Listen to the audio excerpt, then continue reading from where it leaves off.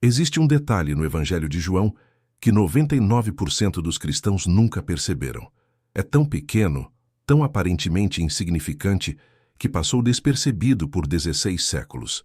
Até que um filósofo judeu excomungado, vivendo isolado numa casa modesta nos arredores de Haia, percebeu algo bizarro enquanto traduzia o texto original do grego para o latim. A ressurreição de Lázaro acontece no capítulo 11 de João. É detalhada, dramática, cheia de testemunhas. Jesus chora. Marta e Maria se desesperam. Os judeus lamentam. Lázaro está morto há 4 dias, tempo suficiente para o corpo começar a apodrecer sob o calor da Palestina.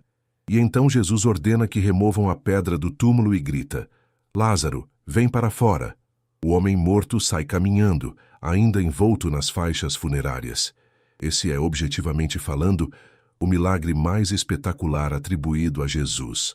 Mais impressionante que multiplicar pães, mais dramático que acalmar tempestades, mais definitivo que curar leprosos. É a vitória absoluta sobre a morte. É a prova cabal de que Jesus não era apenas um profeta, mas possuía poder divino genuíno. Então, por que diabos Mateus, Marcos e Lucas não mencionam isso nenhuma vez? Baruch Spinoza fez essa pergunta em voz alta durante um jantar com amigos em 1665, e o silêncio constrangedor que se seguiu durou quase 1 minuto inteiro, porque ninguém tinha uma resposta razoável. Os 3 evangelhos sinóticos registram milagres menores com riqueza de detalhes, mas simplesmente ignoram o maior de todos, como se fosse possível esquecer de mencionar que Jesus ressuscitou um cadáver em decomposição na frente de dezenas de testemunhas. Aquela pergunta se alojou na mente de Spinoza como um espinho. Nos 5 anos seguintes, ele fez algo que nenhum teólogo da época ousaria. Tratou o Evangelho de João como trataria qualquer outro documento histórico antigo, sem reverência, sem pressuposições de infalibilidade. Apenas análise fria, metódica, implacável. E o que ele descobriu foi tão perturbador que seus próprios amigos, homens iluminados e de mente aberta, imploraram para que ele queimasse o manuscrito. Alguns chegaram a oferecer dinheiro. Um deles ameaçou romper a amizade se Spinoza publicasse aquilo, porque o texto não apenas questionava um milagre, ele desmontava a credibilidade do próprio evangelista João.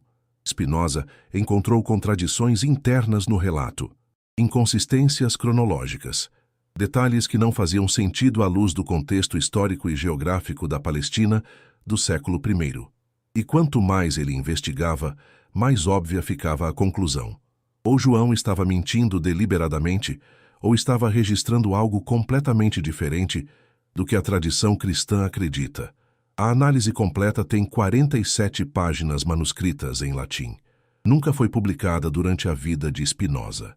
Circulou apenas em cópias clandestinas entre um círculo restrito de intelectuais europeus.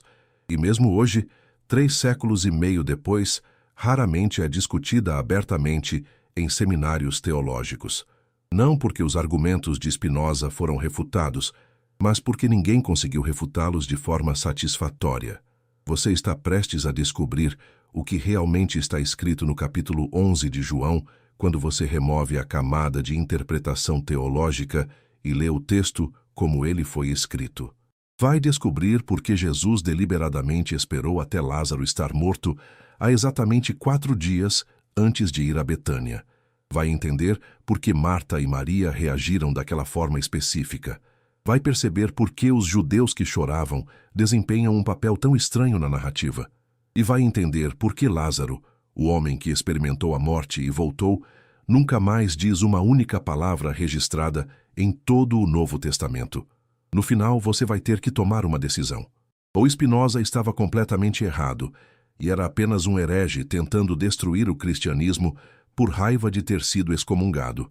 Ou ele estava certo, e a ressurreição de Lázaro é a maior farsa já perpetrada na história da religião ocidental. Spinoza começou sua análise fazendo algo radical para a época. Ignorou completamente 2000 anos de interpretação teológica e voltou ao texto original em grego koiné, não a Vulgata Latina de Jerônimo, não as traduções para o holandês ou alemão que circulavam entre os protestantes. O grego original do Evangelho de João Tal como foi escrito no final do século I, a primeira coisa que ele percebeu foi linguística. A palavra que João usa para descrever a condição de Lázaro antes de Jesus chegar não é nécros, o termo grego padrão para cadáver ou morto definitivamente. João usa koimao, que literalmente significa dormir ou estar adormecido. Essa escolha de palavra não é acidental. Em todo o Novo Testamento, quando os evangelistas querem deixar absolutamente claro que alguém está irrevogavelmente morto, eles usam nécros ou thanatos. Mas aqui, João deliberadamente escolhe uma palavra ambígua. Mais estranho ainda, quando os discípulos não entendem o que Jesus quer dizer com Lázaro está dormindo, Jesus precisa esclarecer e diz textualmente, Lázaro morreu. Mas mesmo nessa clarificação, o verbo usado não é apotnesco, morrer completamente, mas sim koimao, novamente, apenas conjugado diferente. É como se João estivesse jogando um jogo linguístico, deixando pistas para leitores futuros que soubessem grego notarem a ambiguidade deliberada. Spinoza anotou isso na margem do manuscrito com uma observação cortante. Por que João usa linguagem evasiva se está descrevendo o milagre mais importante da vida de Jesus? Um evangelista que quer convencer seus leitores de um fato extraordinário usa linguagem precisa, não ambígua. Mas a análise linguística era apenas o começo. O verdadeiro problema estava na cronologia dos eventos. Vamos reconstruir a linha do tempo exatamente como João a apresenta. Dia 1. Lázaro fica doente em Betânia. Maria e Marta enviam uma mensagem urgente para Jesus, que está em algum lugar além do Jordão, a aproximadamente 30 quilômetros de distância. A mensagem diz, Senhor, aquele que amas está doente. Note o tom, não é está morrendo, não é corre, não há tempo, mas simplesmente está doente, como se fosse algo sério, mas não desesperador. Dia 2. Jesus recebe a mensagem e faz algo absolutamente incompreensível. Não vai. João registra textualmente. Quando ouviu que Lázaro estava doente, ficou ainda 2 dias no lugar onde estava. Isso é bizarro em múltiplos níveis. Jesus ama Lázaro. João deixa isso explícito no texto. Betânia fica a menos de uma jornada de um dia de caminhada. E mesmo assim, Jesus deliberadamente espera. Dia 3. Jesus continua esperando. Nenhuma explicação dada. Dia 4. Jesus finalmente diz aos discípulos, vamos para a Judéia.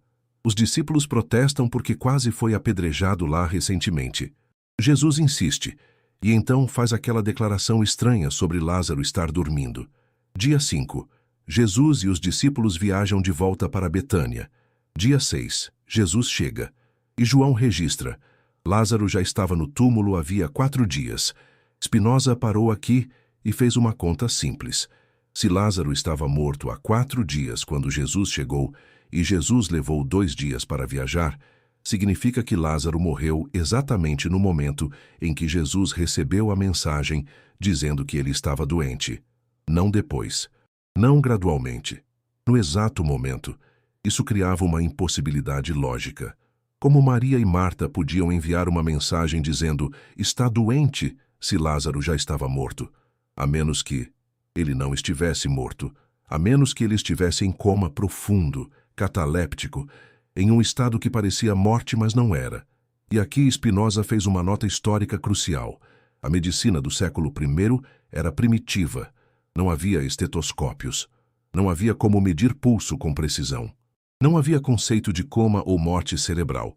As pessoas eram declaradas mortas quando paravam de respirar visivelmente e o corpo esfriava. Mas um estado cataléptico, causado por epilepsia severa, derrame ou certas doenças neurológicas, podia facilmente ser confundido com morte. E havia um procedimento cultural específico entre os judeus da época que tornava tudo isso ainda mais suspeito. Pela lei judaica, um corpo precisava ser enterrado antes do pôr do sol do dia da morte. Mas havia uma exceção.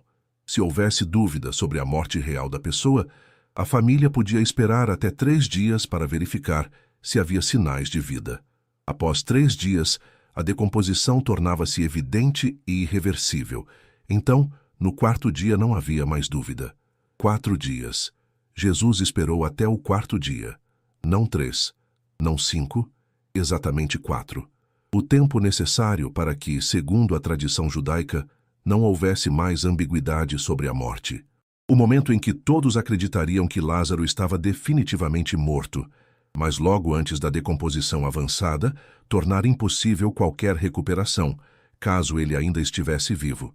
Spinoza circulou essa observação no manuscrito 3 vezes e escreveu ao lado: coincidência ou cálculo? Mas havia mais. Muito mais. A geografia do evento continha anomalias que ninguém havia questionado. Betânia ficava a apenas 3 quilômetros de Jerusalém. Era praticamente um subúrbio. E Lázaro não era uma pessoa qualquer. Era amigo próximo de Jesus, rico o suficiente para ter uma propriedade com túmulo particular, escavado na rocha. Sua família era conhecida. Sua morte teria atraído atenção significativa. E, no entanto, nos outros 3 evangelhos, silêncio absoluto. Mateus registra que Jesus visitou Betânia múltiplas vezes. Marcos também. Lucas descreve uma refeição na casa de Maria e Marta, mas nenhum deles menciona um irmão chamado Lázaro. Nenhum deles menciona um túmulo. E nenhum deles menciona o milagre mais espetacular da carreira de Jesus, acontecendo a 3 quilômetros de Jerusalém, a cidade mais importante da Judéia. Como isso é possível?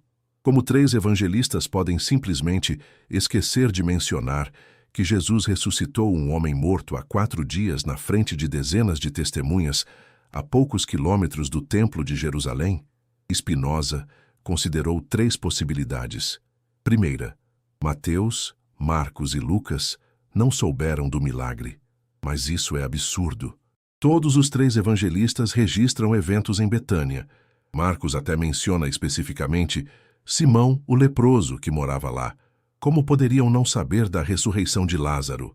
Segunda, eles souberam, mas não consideraram importante o suficiente para registrar. Ainda mais absurdo, ressuscitar um cadáver em decomposição não é importante? Então, o que seria? Terceira possibilidade. Eles sabiam que não havia acontecido um milagre genuíno. Sabiam que Lázaro não estava realmente morto. E por isso não registraram o evento como milagre. Apenas João, escrevendo décadas depois, quando todas as testemunhas oculares já estavam mortas, quando a história já havia se transformado em lenda, registrou o evento como ressurreição. E mesmo assim, deixou o texto cheio de ambiguidades linguísticas e inconsistências cronológicas que sugerem que ele sabia da verdade, mas estava embelezando a história para fins teológicos. Spinoza fechou o Evangelho de João naquele dia e começou a escrever suas conclusões preliminares. Ele ainda não tinha evidência definitiva, ainda não tinha a prova irrefutável, mas já tinha algo devastador: dúvida razoável. E no mundo da análise histórica, dúvida razoável é suficiente para questionar a veracidade de qualquer relato, sagrado ou não. Mas ele ainda não tinha terminado, porque a verdadeira bomba estava nas palavras exatas que Marta e Maria disseram quando viram Jesus. E quando Spinoza percebeu o padrão naquelas palavras, tudo ficou cristalino. Spinoza passou 3 semanas inteiras focado em um único versículo, João 11:21. Parece obsessivo, mas quando você entende o que ele estava procurando, faz todo o sentido. Marta sai correndo de Betânia quando ouve que Jesus está chegando.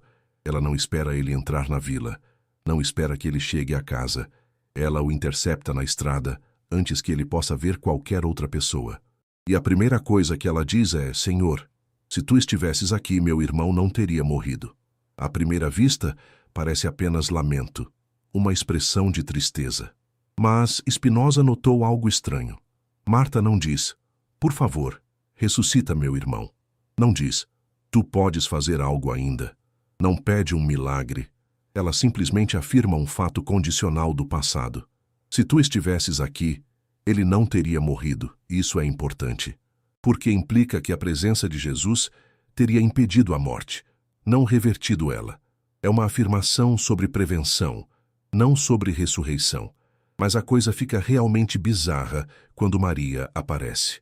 Ela também corre para encontrar Jesus fora da vila. E ela diz: palavra por palavra, exatamente a mesma frase. Senhor, se tu estivesses aqui, meu irmão não teria morrido. Agora pense nisso.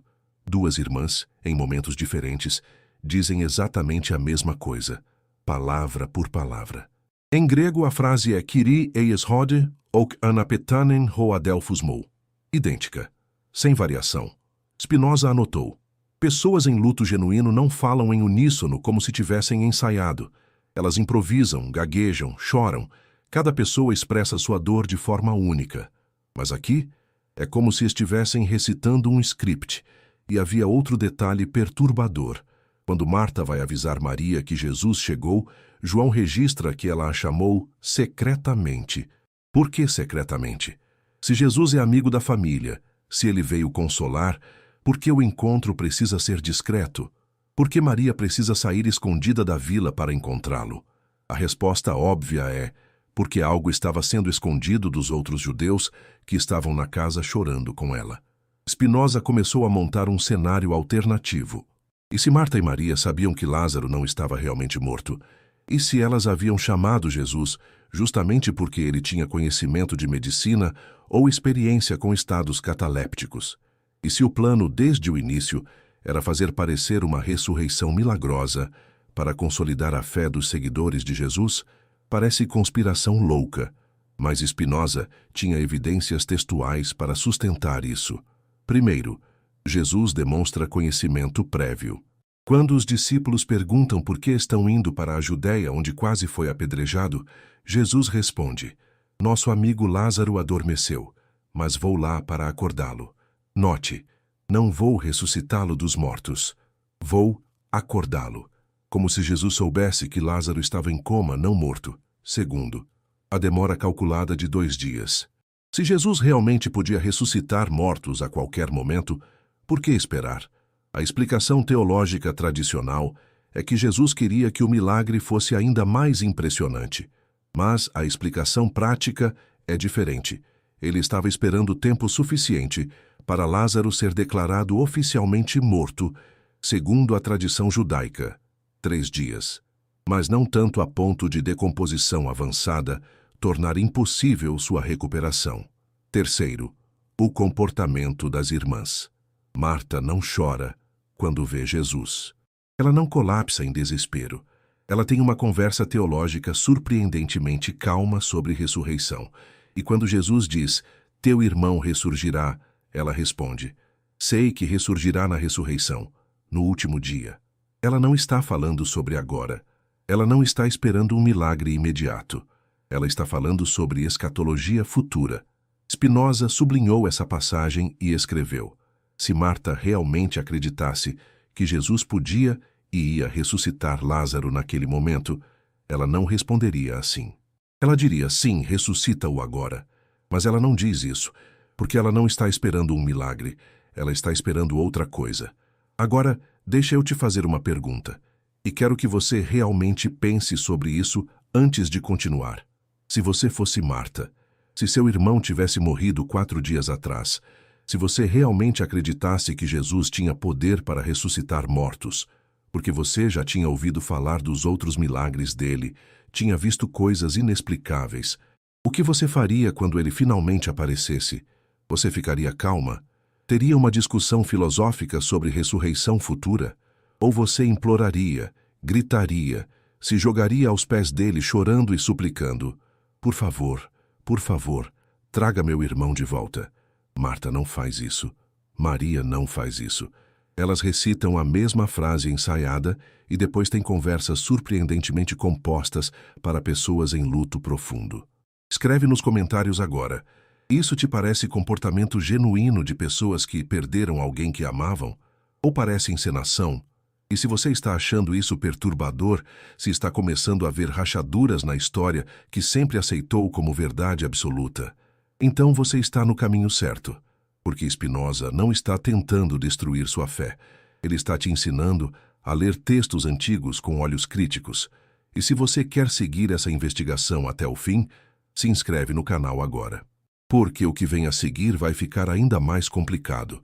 Vamos dissecar o momento exato da suposta ressurreição. E você vai descobrir que as próprias palavras de João contradizem a interpretação tradicional.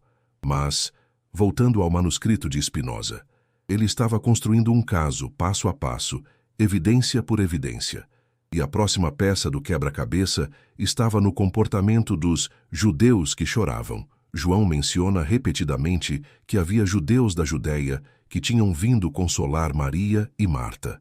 Eles estavam na casa, chorando com a família, e quando Maria sai correndo para encontrar Jesus, João registra: os judeus que estavam com ela na casa, consolando-a, ao verem que Maria se levantou depressa e saiu, seguiram-na. Por que eles a seguiram? A explicação tradicional é que acharam que ela estava indo ao túmulo chorar, mas isso não faz sentido. Por que ela iria ao túmulo em disparada? Por que ela sairia correndo da casa onde estava sendo consolada? A explicação alternativa é mais perturbadora. Eles seguiram porque desconfiaram, porque perceberam que algo estava acontecendo, porque Marta tinha acabado de sair secretamente e voltado, e agora Maria também estava saindo. E aqui está o detalhe que Spinoza considerou definitivo. Quando os judeus chegam ao local onde Jesus está, eles veem Maria chorando e também choraram. Mas eles não testemunham o que acontece depois. João não diz que eles foram ao túmulo, não diz que eles viram Lázaro sair, não diz que eles se converteram ali mesmo diante do milagre óbvio. Na verdade, o próximo registro sobre esses judeus é devastador. Alguns deles foram aos fariseus e lhes contaram o que Jesus tinha feito. Alguns deles viraram informantes. Alguns deles foram direto às autoridades religiosas denunciar Jesus. Isso faz sentido se eles testemunharam um milagre genuíno? Se eles viram com os próprios olhos um cadáver em decomposição sair caminhando da tumba? Você testemunha algo assim e sua reação é ir contar para os fariseus como quem denuncia um criminoso? Spinoza argumentou que a reação dos judeus só faz sentido se eles perceberam a farsa, se eles viram que não houve milagre real, apenas teatro religioso. E alguns deles ficaram indignados o suficiente para denunciar Jesus às autoridades. Mas o argumento mais poderoso de Spinoza ainda estava por vir, porque ele tinha guardado a peça central para o final da análise, a peça que tornava impossível negar sua conclusão: o túmulo. Spinoza tinha uma cópia do texto grego de João diante dele, com cada palavra do capítulo 11 numerada e anotada. E quando chegou nos versículos 38 a 41, ele parou por 2 dias inteiros, não porque não entendia o grego, mas porque não conseguia acreditar que ninguém tinha notado aquilo antes. Versículo 38. Jesus, profundamente comovido outra vez, foi ao túmulo. Era uma gruta com uma pedra colocada na entrada. Versículo 39. Disse Jesus: tirem a pedra. Agora vamos devagar aqui. Jesus diz: tirem a pedra. Imperativo presente. Uma ordem para que removam algo que está obstruindo a entrada. Mas aqui está o problema. Versículo 38 diz que havia uma pedra colocada, epekeitai em grego, tempo perfeito, na entrada. Tempo perfeito indica uma ação completada no passado, cujos efeitos continuam no presente. A pedra estava lá, selando o túmulo, como era costume, mas então vem o versículo 41. Então tiraram a pedra. Spinoza circulou essas 3 linhas e escreveu na margem: impossibilidade cronológica, porque entre o verso 39, Jesus ordena que tirem a pedra, e o verso 41, eles tiram a pedra. Há 2 versículos inteiros registrando uma conversa. Marta protesta, dizendo que o corpo já fede. Jesus responde sobre glória de Deus. Essa conversa levaria pelo menos 20, 30 segundos. Mas a remoção da pedra de um túmulo judaico do século I não era questão de 30 segundos. Essas pedras eram enormes, cilindros de pedra calcária, pesando facilmente 200, 300 quilos, roladas em uma calha inclinada para selar a entrada. Remover uma dessas pedras requeria vários homens fortes e pelo menos 5 a 10 minutos de esforço coordenado.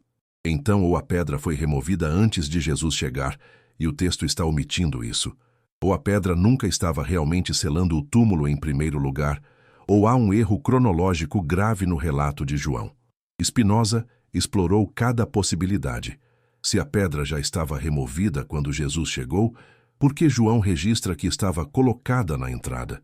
Porque Jesus ordena que a removam. Porque Marta protesta sobre o cheiro se a tumba já estava aberta, a menos que a pedra estivesse apenas encostada, não selada, não rolada no lugar e travada como deveria estar em um enterro definitivo. E aqui Spinoza fez uma observação crucial sobre práticas funerárias judaicas. Quando havia dúvida sobre se alguém estava realmente morto, a família às vezes colocava o corpo em um túmulo provisório com a pedra apenas encostada, não selada, para permitir verificação nos próximos dias. Era um procedimento excepcional, mas documentado em textos rabínicos da época. Se Lázaro tinha sido colocado em um túmulo provisório justamente porque havia dúvida sobre sua morte real, então tudo fazia sentido. A pedra estava encostada, não selada. Jesus não estava ordenando que a removessem completamente, apenas que a empurrassem para o lado, o que 1 ou 2 homens poderiam fazer em segundos, e havia mais.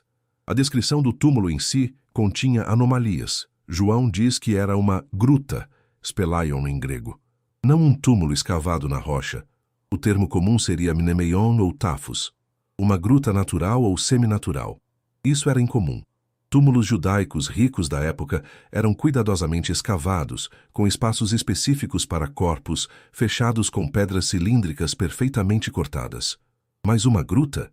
Uma gruta sugere algo mais apressado, menos formal, mais consistente com um enterro provisório do que com um sepultamento definitivo. Spinoza também notou que João não menciona os rituais funerários usuais. Em enterros judaicos adequados, o corpo era lavado, ungido com especiarias, envolto em linho limpo e colocado em uma posição específica.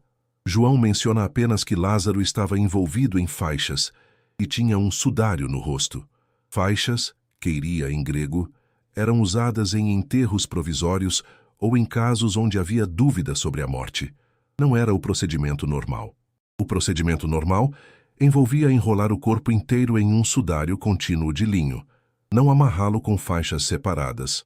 E o sudário no rosto era especificamente usado em casos de coma ou catalepsia para verificar se havia respiração. Se o sudário se movesse, a pessoa ainda estava viva. Cada detalhe técnico que João incluiu no relato, quando você conhece o contexto histórico e cultural, sugere enterro provisório de alguém possivelmente ainda vivo, não enterro definitivo de um cadáver. Mas a evidência mais damning ainda estava por vir, porque Spinoza percebeu algo sobre as palavras exatas que Jesus gritou. Lázaro, vem para fora. 4 palavras em português, 3 palavras em grego. Lazare, deuteruexo. Spinoza examinou cada palavra. Lazare é simplesmente o nome no caso vocativo, chamando a pessoa. Deuro é um advérbio que significa aqui ou para cá. Exo significa fora ou para fora, mas havia algo estranho no uso de deuro. Em grego clássico e koiné, quando você está comandando alguém a sair de um lugar, você normalmente usa exeute, forma imperativa de exerchomai, sair. Jesus poderia ter dito, Lazare, exeute, Lázaro, sai, mas ele não disse isso. Ele disse deuteruexo, literalmente aqui para fora, ou vem aqui para o lado de fora. É menos um comando de ressurreição e mais uma instrução para alguém se mover. Compare com outros milagres de ressurreição nos evangelhos. Quando Jesus ressuscita a filha de Jairo em Marcos 5, ele diz Talita cum, menina, levanta-te. É um comando claro de ressurreição, dizendo a alguém morto para retornar à vida, mas deuteruexo não tem essa força. É o tipo de coisa que você diria para alguém escondido, ou dormindo em uma caverna. Vem para fora, vem para a luz. Spinoza escreveu, se Jesus realmente estava ressuscitando um cadáver em decomposição, comandando o espírito a retornar ao corpo, revertendo a morte em si, por que usar linguagem tão casual? Por que não uma invocação poderosa? Por que não clamar pelo poder de Deus? Por que apenas, vem para fora? A resposta que Spinoza propôs era simples, porque Jesus não estava ressuscitando ninguém. Ele estava acordando alguém que estava em coma profundo dentro de uma tumba provisória. E ele sabia disso. Mas havia um problema com essa teoria. Um problema grande. Se Lázaro estava apenas em coma, se Jesus sabia disso, se Marta e Maria sabiam disso, por que o teatro todo? Por que a encenação? Por que transformar uma cura natural em um suposto milagre? E aqui Spinoza fez a pergunta que transformou toda a análise de um exercício acadêmico em uma acusação devastadora. Quem se beneficiou da crença de que Lázaro tinha sido ressuscitado dos mortos?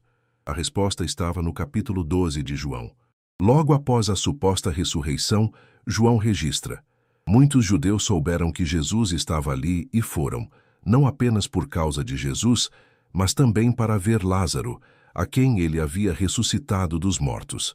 Então, os principais sacerdotes resolveram matar também Lázaro, pois por causa dele muitos judeus estavam indo embora e crendo em Jesus.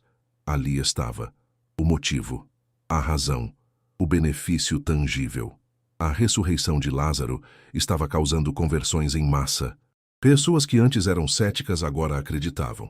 E os líderes religiosos estabelecidos estavam perdendo poder, perdendo seguidores, perdendo controle. Spinoza argumentou que Jesus, sabendo que Lázaro estava em coma, mas seria declarado morto pela comunidade, viu uma oportunidade de criar um milagre tão espetacular que consolidaria sua autoridade religiosa de uma vez por todas. E Marta e Maria, desesperadas para salvar o irmão que todos acreditavam morto, concordaram em participar da encenação. Era uma acusação explosiva, não apenas de que o milagre não aconteceu, mas de que foi deliberadamente fabricado para fins políticos e religiosos. Mas Spinoza não tinha terminado, porque havia ainda um elemento da história que não fazia sentido nenhum se você acreditava na versão tradicional: o choro de Jesus. João 11:35 é o versículo mais curto de toda a Bíblia. Jesus chorou. 2 palavras em português, 3 em grego. Edakrisen ho Jesus. O verbo dakrio significa especificamente derramar lágrimas, chorar silenciosamente. Não é claio, lamentar em voz alta, ou copto, bater no peito em desespero. É choro contido, íntimo. A teologia cristã tradicional interpreta isso como Jesus compartilhando a dor humana, mostrando compaixão, conectando-se com o sofrimento das pessoas que amava. É uma das passagens mais citadas para demonstrar a humanidade de Cristo. Mas Spinoza fez uma pergunta devastadora. Se Jesus sabia que estava prestes a ressuscitar Lázaro, por que chorar? Pense logicamente.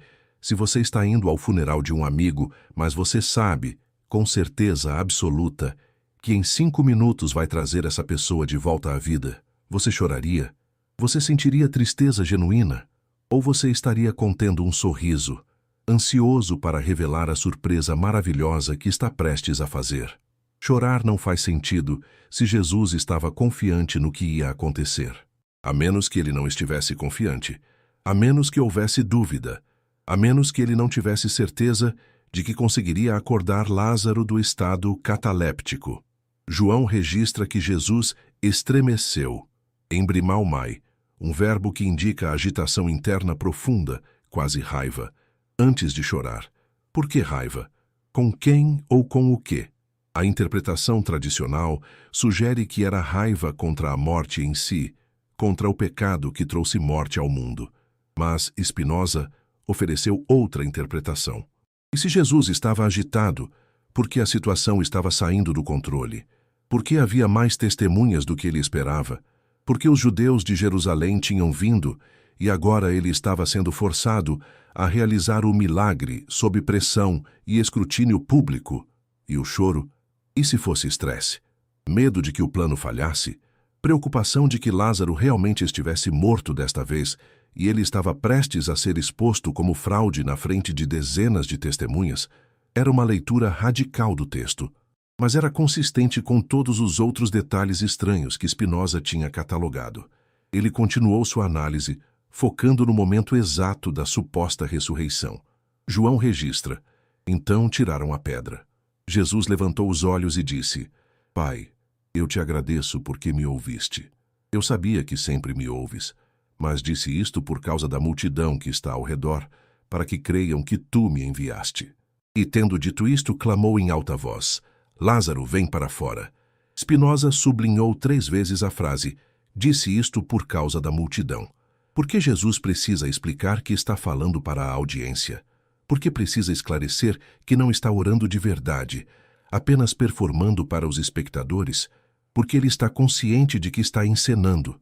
Ele está dirigindo um espetáculo. E ele quer ter certeza de que os espectadores entendem o script. Compare isso com outros milagres de Jesus. Quando ele cura o cego, não há performance. Quando ele multiplica pães, não há discurso preparatório. Quando ele acalma a tempestade, não há explicação para a audiência sobre por que está fazendo o que está fazendo. Mas aqui há claramente consciência de que isso é teatro, performance, espetáculo projetado para convencer espectadores céticos. E então vem o momento. Lázaro vem para fora, e João registra. O morto saiu com as mãos e os pés envoltos em faixas, e o rosto envolto em um sudário. Spinoza parou aqui e fez uma lista de coisas que João não diz. João não diz que Lázaro estava pálido como um cadáver. João não diz que ele estava frio ao toque. João não diz que havia rigor mortis que de repente se desfez. João não diz que o cheiro de decomposição parou instantaneamente. João não diz que houve uma transformação visível de morte para a vida. João simplesmente diz: ele saiu, caminhando, envolto em faixas. Agora pense tecnicamente sobre isso. Lázaro está amarrado com faixas nas mãos e pés, e tem um sudário cobrindo o rosto. Como ele caminha? Como ele sai de uma tumba escura, desce possíveis degraus, sem visão, com os pés amarrados? A resposta é: ele não conseguiria se estivesse recém-ressuscitado, desorientado, confuso. Mas ele conseguiria se tivesse estado consciente ou semiconsciente o tempo todo, se soubesse onde estava, se tivesse se preparado para aquele momento. E o comando de Jesus, imediatamente após Lázaro sair: desatem-no e deixem-no ir. Por que Jesus não remove as faixas milagrosamente? Se ele acabou de ressuscitar um homem morto há 4 dias, por que não completar o milagre removendo as faixas sobrenaturalmente?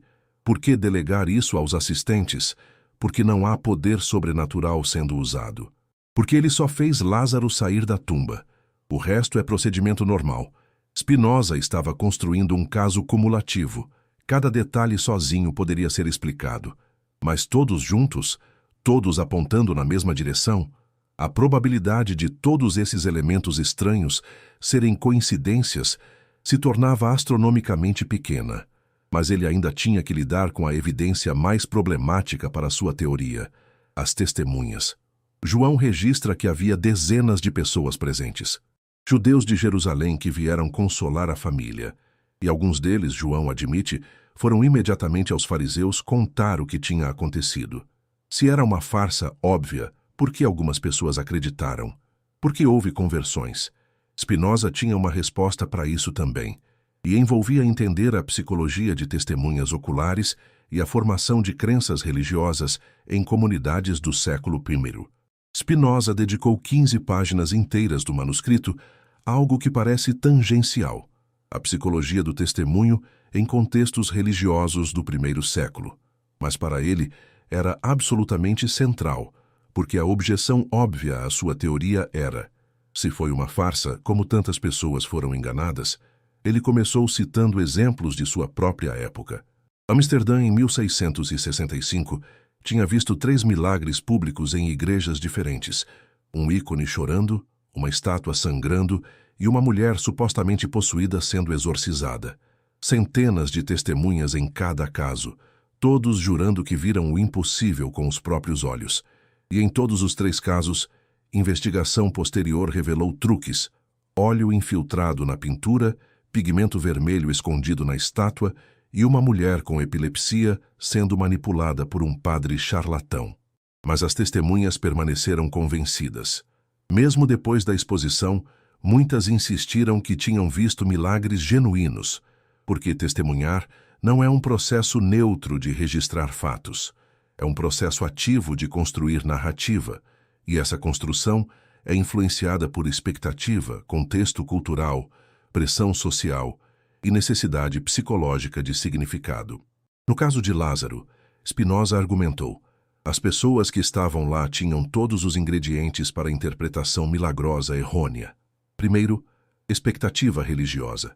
Jesus já tinha reputação de curador. Suas seguidoras Marta e Maria provavelmente tinham espalhado histórias sobre seus poderes.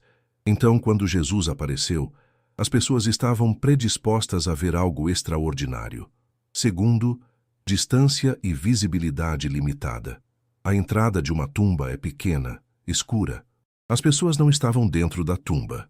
Estavam do lado de fora, a vários metros de distância. Elas viram uma forma humana saindo da escuridão, envolta em panos. Não viram de perto. Não examinaram o corpo antes e depois. Não tocaram. Apenas viram de longe. Terceiro, pressão social imediata.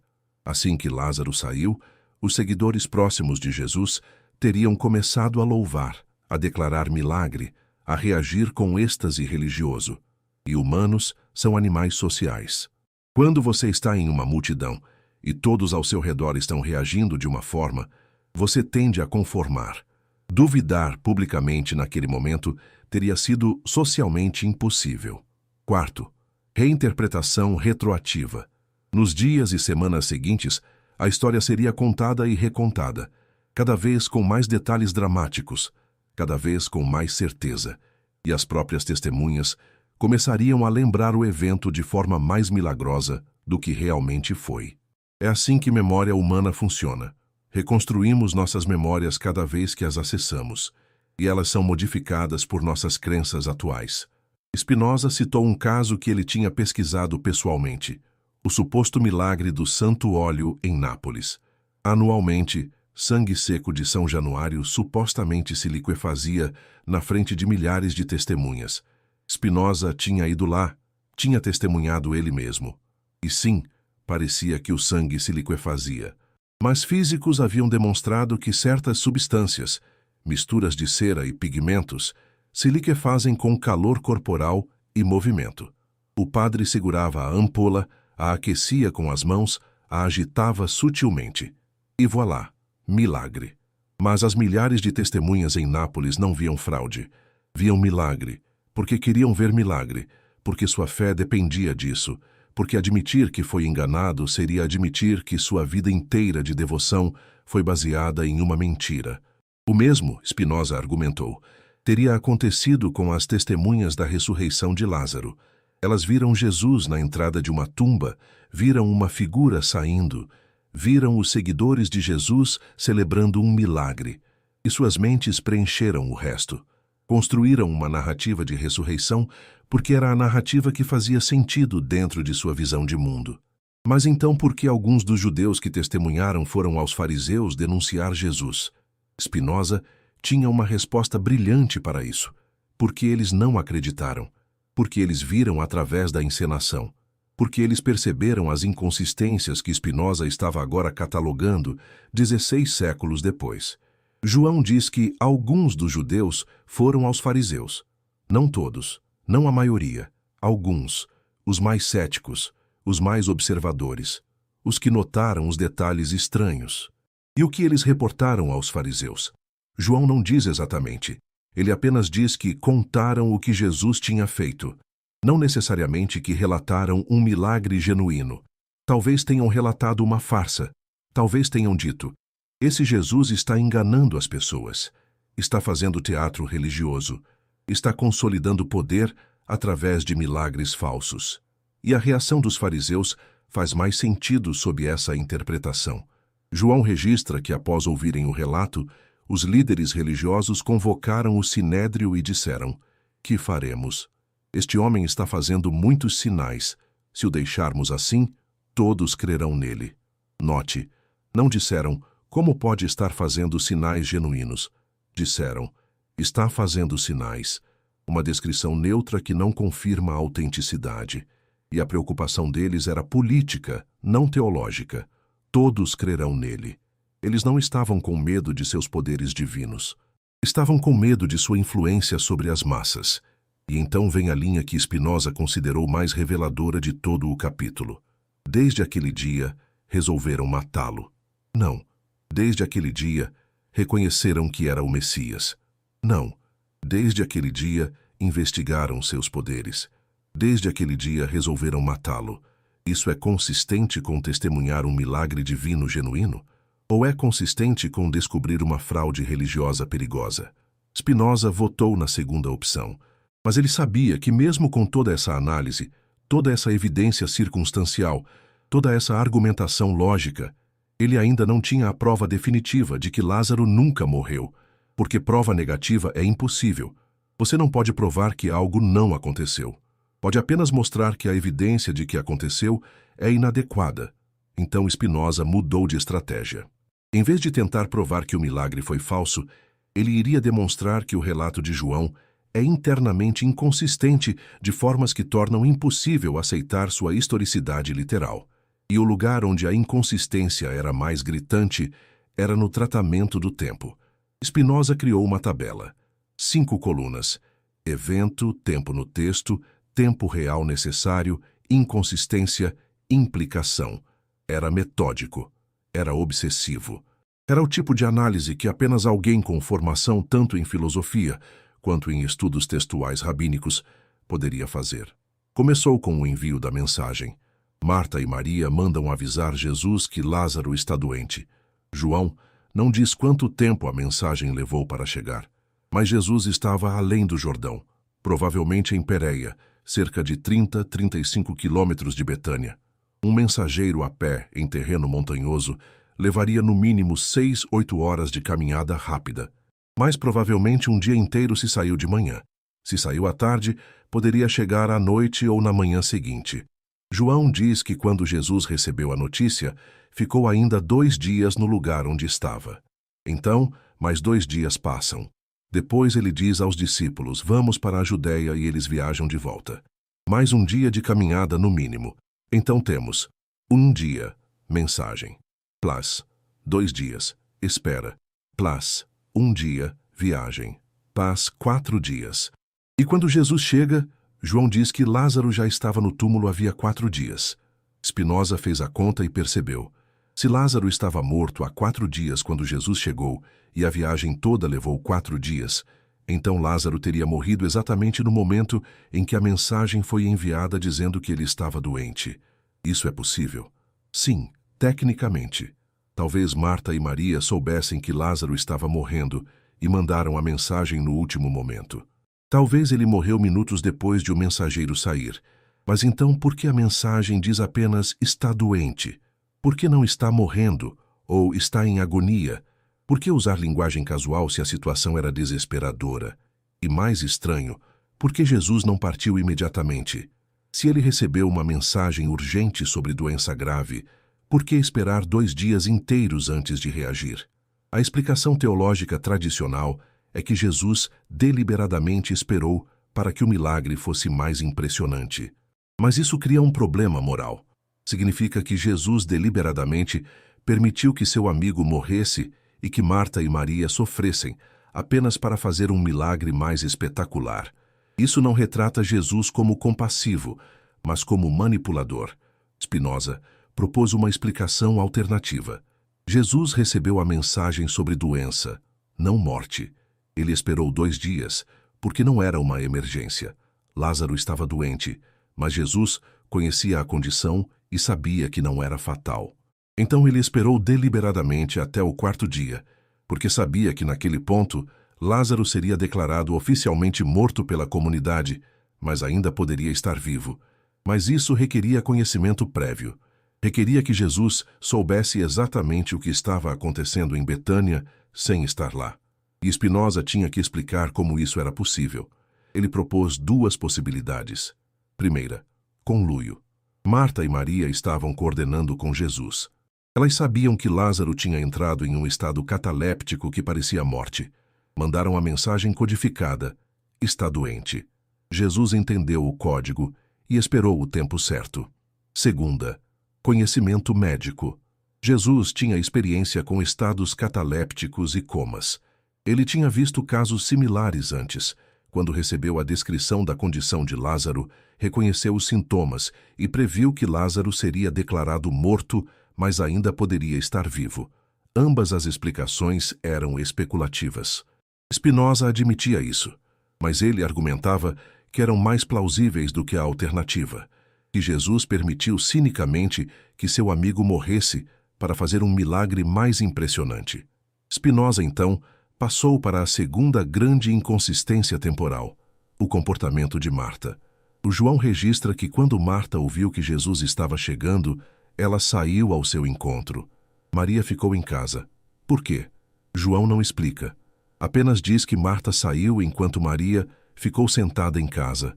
Isso é estranho. Se ambas amavam Jesus, se ambas estavam em luto, por que apenas Marta saiu? Por que Maria precisou ser chamada secretamente mais tarde? Spinoza propôs, porque Marta era a cúmplice. Ela era a que estava coordenando o plano. Ela saiu primeiro para brifar Jesus sobre a situação, informá-lo sobre quantas testemunhas estavam presentes, garantir que tudo estava pronto para a encenação. E a conversa que ela tem com Jesus apoia isso. Ela não está histérica, não está em pânico. Ela está calma, quase informativa. Senhor, se tu estivesses aqui, meu irmão não teria morrido. É uma afirmação de fato, não um lamento emocional. E então ela diz algo extraordinário. Mas sei que, mesmo agora, Deus te dará tudo o que pedires. Mesmo agora? Por que mesmo agora? Se ela realmente acreditava que Lázaro estava morto há 4 dias, por que não mesmo assim, ou apesar de tudo? Por que usar linguagem temporal, mesmo agora, como se houvesse um prazo? Porque havia um prazo. Porque após 4 dias, a decomposição se tornaria óbvia e irreversível. Mesmo agora significava, ainda há tempo, mas não muito. Jesus responde, teu irmão ressurgirá. E Marta dá uma resposta estranhíssima. Sei que ressurgirá na ressurreição no último dia. Isso não faz sentido. Jesus acabou de dizer que Lázaro ressurgirá. Ela deveria responder com esperança, com excitação. Em vez disso, ela desloca a conversa para a escatologia futura. Como se estivesse deliberadamente mal interpretando Jesus, como se estivesse testando ele, ou jogando algum tipo de jogo teológico. Spinoza escreveu na margem, esta conversa tem a qualidade de um script mal ensaiado, como se ambos soubessem o que vai acontecer, mas precisassem encenar ignorância para as testemunhas. E então Maria é chamada secretamente. João enfatiza isso. Por que secretamente? A resposta tradicional é vaga, talvez para evitar os judeus que estavam chorando com ela. Mas por que evitá-los? Eles eram amigos da família, não inimigos, a menos que Marta e Maria não quisessem que os judeus ouvissem as instruções que estavam sendo dadas, a menos que houvesse informações que precisavam ser passadas longe de ouvidos indiscretos. E quando Maria vai, os judeus seguem. Não foram convidados, apenas seguiram porque desconfiaram. E sua presença complica o plano, adiciona testemunhas não planejadas, cria pressão adicional. Daí a agitação de Jesus, daí o choro, daí o estremecimento.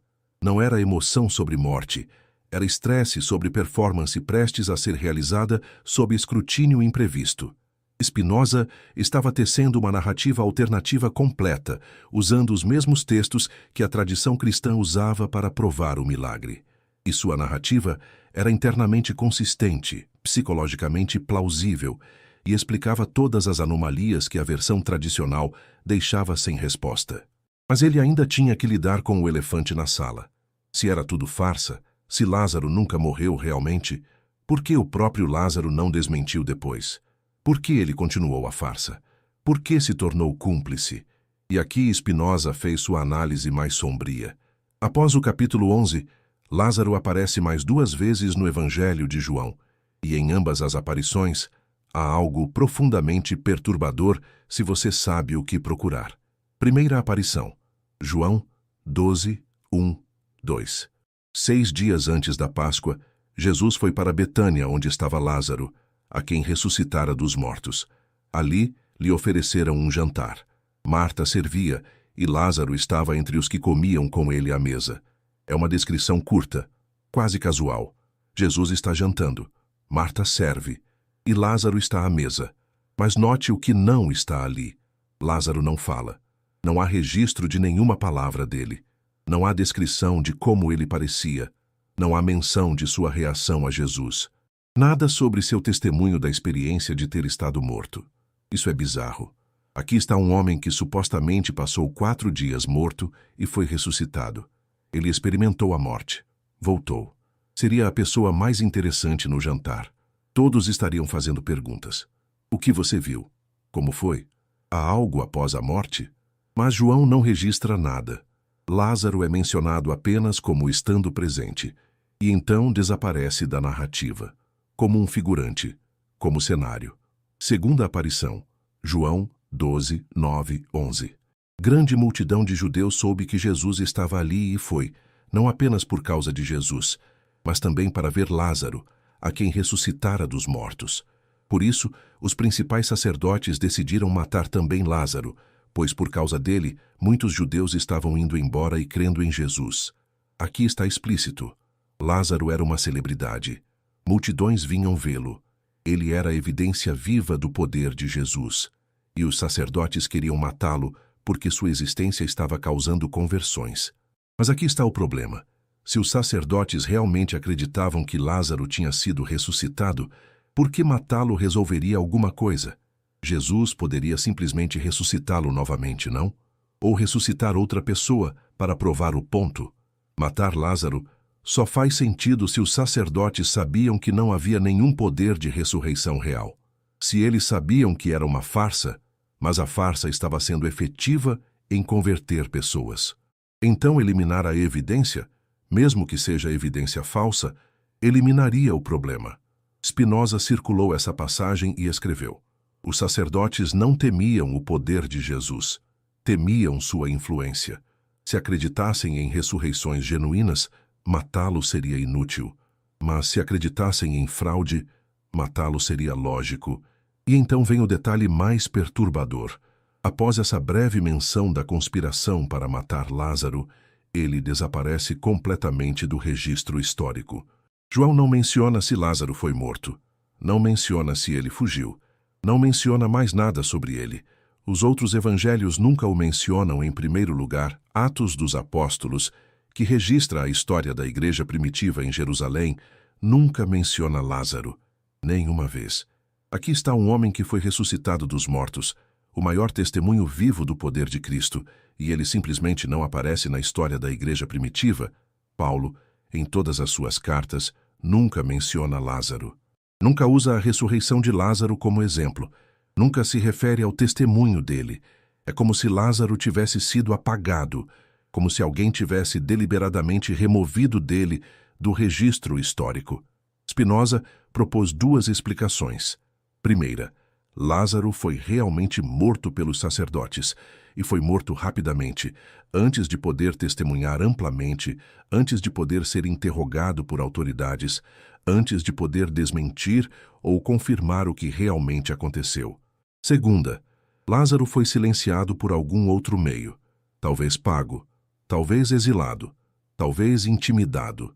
Talvez ele mesmo percebeu que tinha se tornado cúmplice de uma fraude religiosa e escolheu desaparecer para evitar consequências. Ambas as explicações eram especulativas, mas Spinoza argumentou que o silêncio de Lázaro, após sua suposta ressurreição, era uma das evidências mais fortes de que algo estava muito errado com a história oficial. Porque se você realmente tivesse sido ressuscitado dos mortos, você não pararia de falar sobre isso. Seria a única coisa que importaria em sua vida. Você se tornaria o evangelista mais poderoso do cristianismo.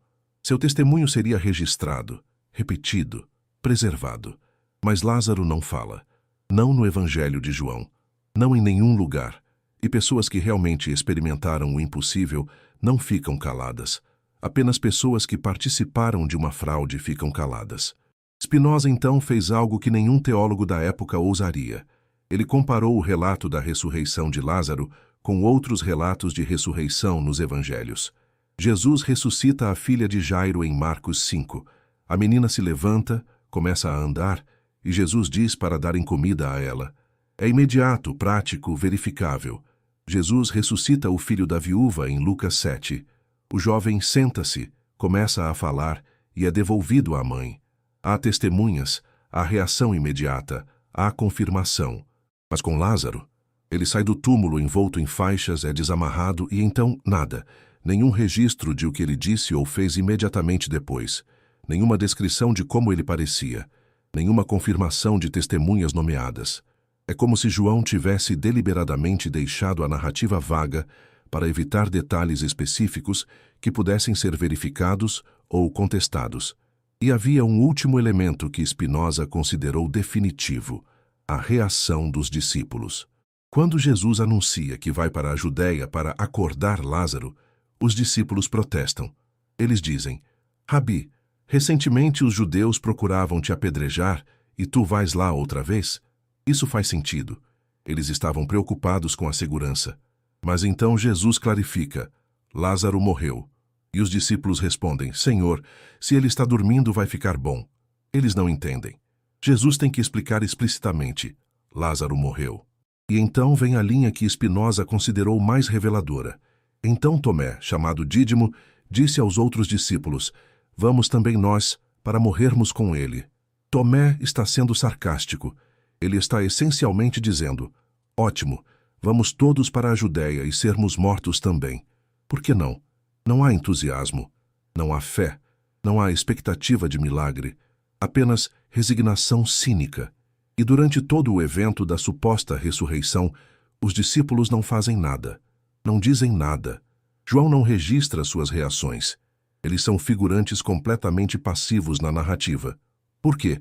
Se eles testemunharam um milagre tão espetacular, por que não há registro de suas reações? Por que não há registro de Tomé, o cético que precisou ver para crer, sendo convencido pela ressurreição de Lázaro? Spinoza argumentou que o silêncio dos discípulos era tão revelador quanto o silêncio de Lázaro. Porque se você testemunha um milagre genuíno, você reage, você expressa, você transforma. Mas se você testemunha teatro religioso, se você está desconfortável com a encenação, se você não tem certeza do que realmente aconteceu, você fica calado. E foi exatamente isso que os discípulos fizeram. Spinoza tinha preenchido 47 páginas de análise meticulosa. Havia dissecado cada palavra, cada detalhe, cada inconsistência. Havia reconstruído a cronologia, analisado a psicologia das testemunhas, explicado as anomalias culturais e linguísticas.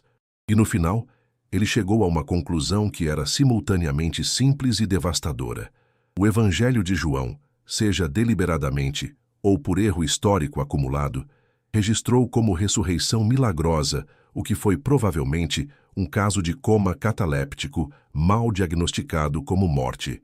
Mas Spinoza era filósofo, não apenas crítico, e ele sabia que sua análise levantava questões muito maiores do que apenas a historicidade de um evento específico. Porque se a ressurreição de Lázaro era questionável, o que isso significava para outros milagres? O que significava para a ressurreição do próprio Jesus? O que significava para a confiabilidade dos evangelhos em geral? Ele dedicou as últimas 10 páginas do manuscrito não a demolir ainda mais o relato de João, mas a explorar as implicações filosóficas e teológicas de sua análise. Primeira implicação: se milagres podem ser explicados naturalmente, o que sobra da divindade de Jesus? Spinoza argumentou que a divindade não depende de violações das leis naturais, que um Jesus totalmente humano, sem poderes sobrenaturais, mas com sabedoria profunda, compaixão genuína, e ensino ético revolucionário seria igualmente digno de reverência. Talvez até mais digno, porque sua grandeza viria de caráter e não de truques cósmicos. Ele escreveu: se Jesus precisava de milagres para provar sua autoridade, então sua mensagem era fraca. Mas se sua mensagem era forte o suficiente para transformar civilizações sem milagres genuínos, então ele era verdadeiramente extraordinário. Segunda implicação: se evangelistas embelezaram ou fabricaram eventos, o que podemos confiar nas Escrituras? Spinoza não argumentou que tudo era falso.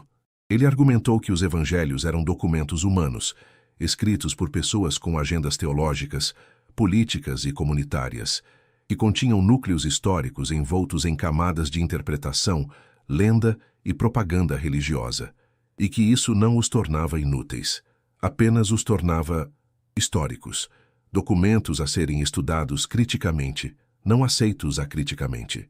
Terceira implicação: Se a Igreja construiu sua doutrina sobre eventos questionáveis, qual é a base da fé? Aqui Spinoza foi mais radical. Ele argumentou que fé baseada em milagres é a forma mais fraca de fé, porque milagres, por definição, violam a experiência ordinária. São não verificáveis, são suspeitos de fraude ou mal-entendido. Fé genuína, ele propôs, deveria ser baseada em razão e experiência moral, em reconhecer verdades éticas universais, em viver de acordo com princípios que promovem florescimento humano.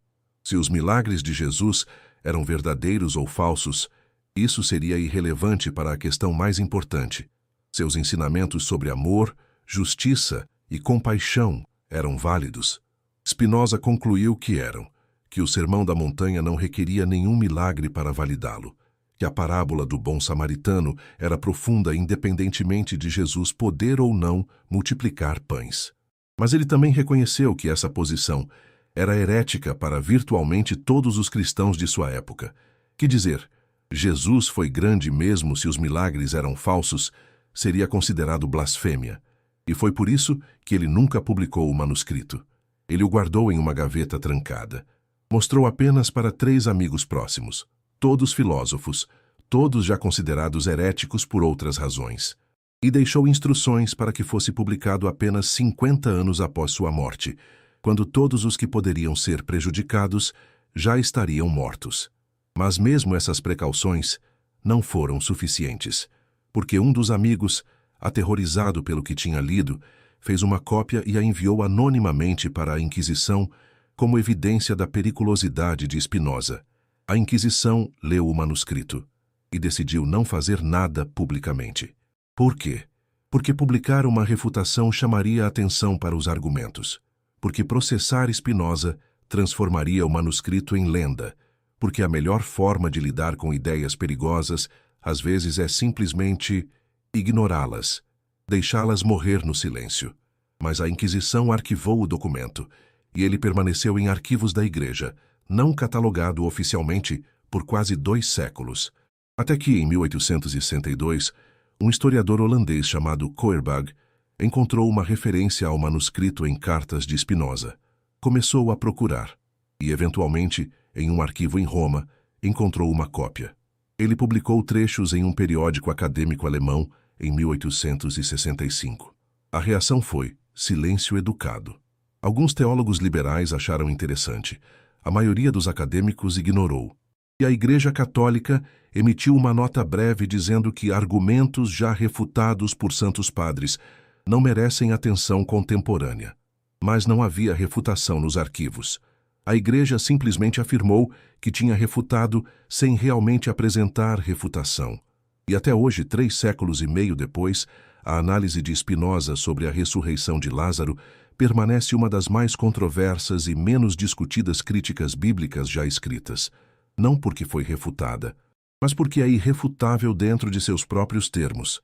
Se você aceita a análise histórico-crítica, se você trata textos bíblicos como documentos humanos sujeitos a erro, embellishment e agenda política, se você aplica os mesmos padrões de evidência que aplicaria a qualquer outro relato antigo, então a ressurreição de Lázaro não passa no teste. As inconsistências são muitas. As anomalias são inexplicáveis. O silêncio dos outros evangelhos é ensurdecedor. E o silêncio do próprio Lázaro é revelador. Spinoza não provou conclusivamente que foi uma farsa. Prova conclusiva é impossível para eventos históricos de 2000 anos atrás, mas ele demonstrou dúvida razoável. E no tribunal da história, dúvida razoável é suficiente. A ressurreição de Lázaro, o maior milagre de Jesus segundo João, o evento que converteu multidões e consolidou a fé em sua divindade, talvez nunca tenha acontecido. Ou se aconteceu, aconteceu de forma muito diferente do que a tradição ensina. Lázaro não estava morto, estava em coma. Jesus sabia disso. Marta e Maria sabiam disso. E juntos, deliberadamente ou não, criaram um espetáculo religioso que se transformou em lenda. E essa lenda moldou 2 milênios de fé cristã. Spinoza guardou o manuscrito na gaveta e tentou esquecer. Mas a questão continuava o perseguindo. Se João fabricou ou embelezou a ressurreição de Lázaro, por quê? Qual era o motivo? A resposta estava no contexto histórico. O Evangelho de João foi escrito por volta do ano 90 100 d.C., cerca de 60 anos após a morte de Jesus. Era o último dos 4 evangelhos, e foi escrito para uma comunidade específica, enfrentando uma crise específica. Os cristãos joânicos estavam em conflito violento com as sinagogas judaicas. Haviam sido expulsos, excomungados, considerados hereges, e precisavam de uma narrativa que legitimasse sua separação do judaísmo mainstream. E aqui está o detalhe crucial. A ressurreição de Lázaro acontece em Betânia, a 3 quilômetros de Jerusalém, logo antes da Páscoa. É o evento que, segundo João, leva o Sinédrio a decidir matar Jesus. João está construindo uma narrativa política. Está dizendo: os líderes judeus rejeitaram o maior milagre possível. Eles viram um homem ressuscitar dos mortos e escolheram matá-lo em vez de acreditar. Portanto, a separação entre cristãos e judeus foi culpa deles, não nossa. É propaganda religiosa sofisticada. E funcionou. Por 2000 anos, a história de Lázaro foi usada para justificar antissemitismo cristão. Eles viram o milagre e ainda rejeitaram Cristo. Tornou-se argumento padrão para demonizar judeus. Spinoza, sendo judeu excomungado, entendia as implicações políticas do texto melhor que qualquer teólogo cristão. Ele via como a história de Lázaro não era apenas sobre milagre, mas sobre poder, legitimidade e construção de fronteiras comunitárias. E isso o levou a uma pergunta ainda mais perturbadora. Quantos outros milagres nos evangelhos eram menos sobre história e mais sobre teologia política? Spinoza começou a aplicar seu método crítico a outros milagres e percebeu padrões. Milagres que aparecem em apenas um evangelho tendem a ser os mais extraordinários. A ressurreição de Lázaro só está em João. A transfiguração tem versões diferentes em cada evangelho sinótico. A ascensão física de Jesus só é detalhada em Atos. Quanto mais testemunhas um evento deveria ter tido, menos evangelhos o registram. Por quê? Porque eventos com muitas testemunhas reais são mais fáceis de verificar ou desmentir. Então, evangelistas evitavam fabricar milagres muito públicos. Mas a ressurreição de Lázaro quebra esse padrão. É extremamente pública, segundo João. Dezenas de testemunhas perto de Jerusalém, causando conversões em massa. E mesmo assim, silêncio total nos outros evangelhos. A explicação: João escreveu o último, quando todas as testemunhas estavam mortas. Ele podia inventar ou embelezar sem medo de contradição imediata. Spinoza documentou isso sistematicamente. Comparou datação dos evangelhos com ousadia das afirmações milagrosas. E encontrou correlação perfeita. Quanto mais tarde o evangelho, mais espetaculares os milagres. Marcos, o mais antigo, 70 d.C., tem milagres relativamente modestos. Mateus e Lucas, 80 a 85 d.C., adicionam mais. João, 90 a 100 d.C., tem os mais dramáticos. É evolução lendária em tempo real. E você pode traçar exatamente como a história de Jesus foi sendo inflacionada década após década. Mas Spinoza percebeu algo ainda mais profundo. O Evangelho de João não é apenas tardio. É filosoficamente diferente dos sinóticos. Marcos, Mateus e Lucas apresentam Jesus como profeta apocalíptico, um homem falando sobre o reino de Deus iminente, desafiando autoridades, pregando arrependimento. João apresenta Jesus como Logos divino encarnado, discursando sobre metafísica, falando em linguagem mística, afirmando divindade explícita. São dois Jesus completamente diferentes, e a ressurreição de Lázaro é perfeitamente joânica, é teatral, simbólica, teológica. Jesus declara: "Eu sou a ressurreição e a vida" antes do evento. Ele está performando teologia, não fazendo milagre espontâneo. Spinoza argumentou que João transformou Jesus histórico em Cristo teológico, e a ressurreição de Lázaro foi a ferramenta narrativa perfeita para isso. Porque se Jesus pode literalmente ressuscitar mortos, ele não é apenas profeta, é divindade. E toda a cristologia joânica depende dessa escalada de afirmações. Sem Lázaro, João tem apenas palavras. Com Lázaro, João tem demonstração definitiva. exceto que a demonstração nunca aconteceu. Spinoza passou seus últimos anos evitando o manuscrito, mas em 1677, 6 meses antes de morrer, ele o revisitou, fez anotações finais, não mudou suas conclusões, mas adicionou uma seção sobre implicações para a fé pessoal. Ele escreveu: descobrir que um milagre é falso não destrói Deus, apenas destrói uma versão particular de Deus construída sobre fundações fracas. Mas se sua fé depende de Jesus ressuscitando Lázaro, sua fé é frágil. Mas se sua fé é baseada em viver eticamente, amar o próximo, buscar justiça, então a historicidade de Lázaro é irrelevante. Era Spinoza tentando suavizar o golpe, tentando dizer que crítica bíblica não é inimiga de espiritualidade. Mas ele sabia que poucos aceitariam isso. Para a maioria dos cristãos, questionar milagres era questionar tudo. E ele estava certo. Quando trechos do manuscrito finalmente vazaram décadas após sua morte, a reação foi fúria. Spinoza foi chamado de ateu judeu, destruindo o cristianismo por vingança. Não importava que seus argumentos fossem lógicos, evidenciados, cuidadosos. Importava apenas que ele tinha ousado questionar. Hoje, 3 séculos e meio depois, a análise de Spinoza sobre Lázaro é estudada em seminários liberais e ignorada em igrejas conservadoras. Teólogos acadêmicos geralmente concordam com suas conclusões básicas. A ressurreição de Lázaro é historicamente problemática. As inconsistências são reais. O silêncio dos sinóticos é inexplicável. Mas há resistência enorme a afirmar isso publicamente, porque admitir que um milagre central pode ser lendário abre porta para questionar todos os outros. E se Lázaro é lenda, o que dizer da multiplicação dos pães, e dos cegos curados, e da ressurreição do próprio Jesus? Spinoza sabia que estava começando algo irreversível, uma vez que você aplica crítica histórica rigorosa a textos sagrados, não pode parar seletivamente. Ou você trata tudo como intocável, ou você questiona tudo, e ele escolheu questionar, não por ódio, não por vingança contra judaísmo ou cristianismo, mas porque ele acreditava que verdade importa, que integridade intelectual importa, que você não honra Deus aceitando mentiras sobre ele.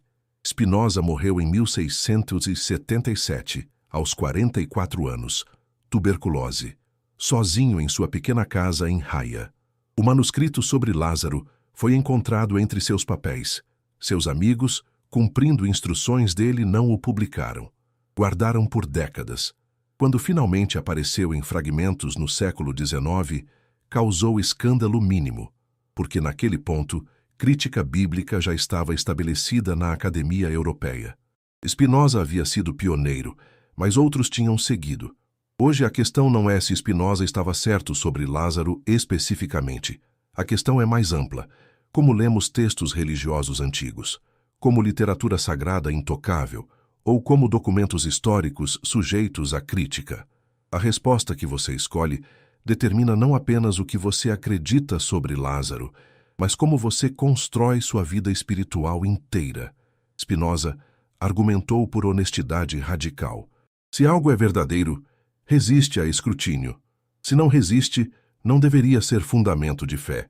E a ressurreição de Lázaro não resistiu. As inconsistências são irreconciliáveis. O silêncio dos sinóticos é ensurdecedor. A cronologia não fecha. O comportamento dos personagens é suspeito. As motivações políticas de João são óbvias. Lázaro provavelmente nunca morreu. E se ele nunca morreu, não foi ressuscitado. E se não foi ressuscitado, o maior milagre de Jesus, segundo João, nunca aconteceu. Esta é a conclusão de Spinoza. Não como destruição, mas como libertação. Libertação da necessidade de defender o indefensável. Libertação para buscar Deus através de razão e ética, não através de milagres duvidosos. Você não precisa concordar com ele, mas você não pode ignorar seus argumentos, porque uma vez que você os ouve, uma vez que você vê as contradições, uma vez que você entende as implicações, você nunca lerá João 11 da mesma forma novamente.